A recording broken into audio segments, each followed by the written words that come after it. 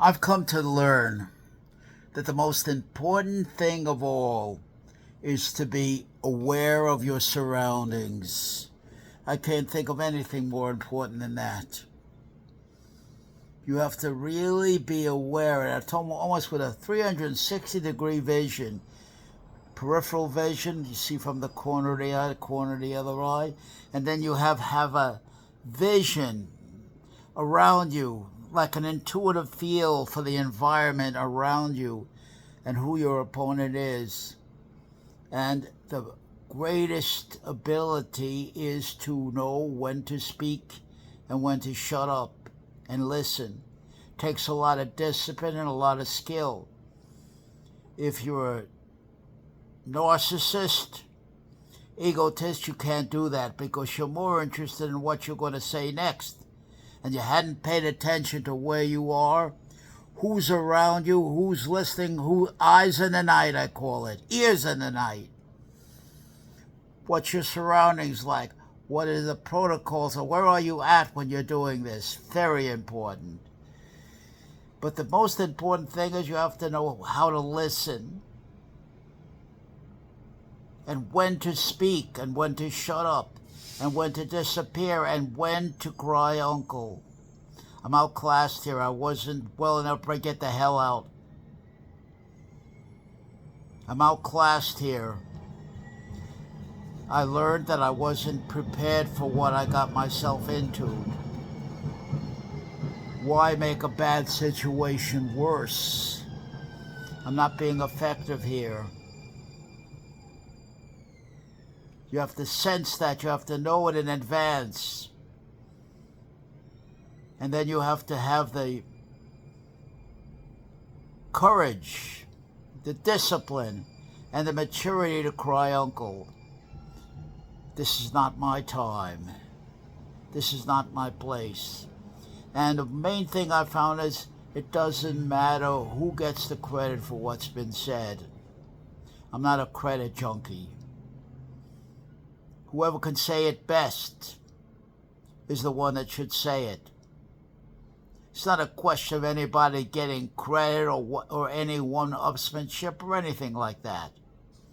When I come around, it's a complete effort to have a rational, deliberate, serious discussion about the issues that we're talking that's on the table. What's on the table? No. What's on the table? We can clearly see what's on the table. Let's first begin by defining the practicality of what's on the table. What are we up against? What kind of experience, character structure, temperament does it take to encounter and confront these issues? Either I have it or I don't. If I don't, then I don't. Then I learn something. I learned what I don't know.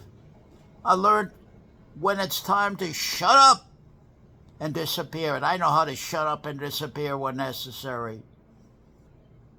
But to my credit, I'm not in it to win friends and influence people. I'm not here to be liked. I'm not here to take credit for anything. I don't need any credit. As long as what needs to be said is said, I don't need to be the one to say it. I don't need to be the one to get any credit for it. I do need to make a clearing place, and I will make a clearing place for myself so I can say what I need to say right here and right now, as completely and thoroughly as I need to say it. I can't control the variabilities of what's going to happen. I can only control this particular moment. I can't control the consequences of what's going to happen predicated on my intervention in this situation. Whatever happens, happens. Good, bad, or indifferent, I have no control over that. Consequences. ABC. Antecedents, behaviors, consequences. ABC. Antecedents being the game I bring to the now, what I have to bring to the now. The behaviors are how I carry myself, my phenotype, my posture, my presence, the amount of power I put in my presentation, the animacy, and the way I represent myself continuously. Nobody can take that away from me, win or lose, because there's no narcissistic ego involvement in any damn thing I say. That frees me up.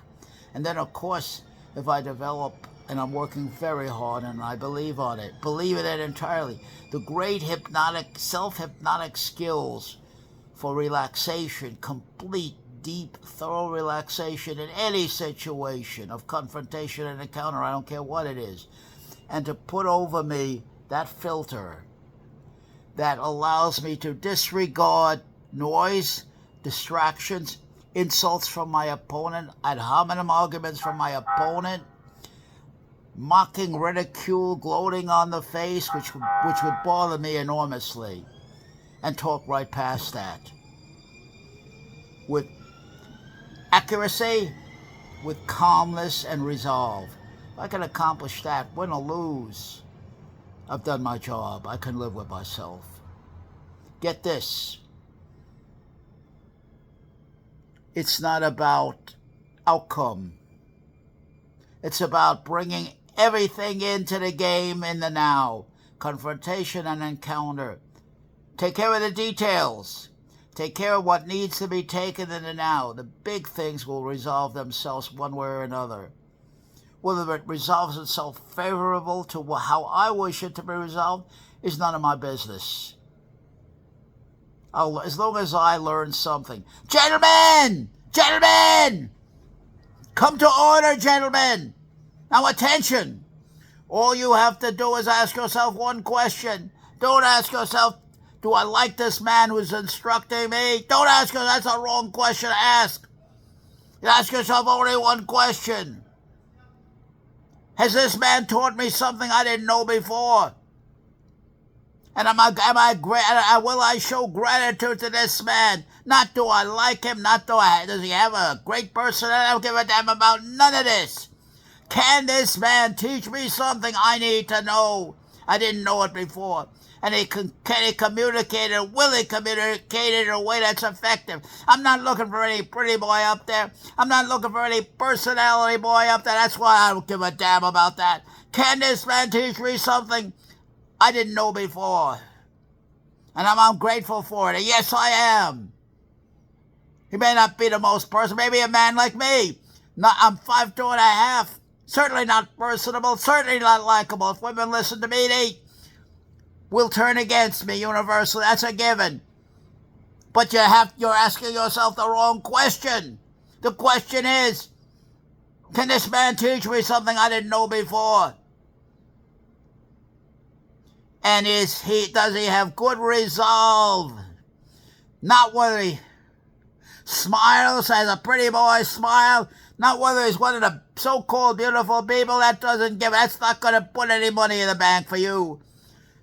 Gentlemen, come to order. Stand up, gentlemen, and ask yourself one question. Can this man teach me something I didn't know before, and am I grateful for it, yes or no? Put a period on that.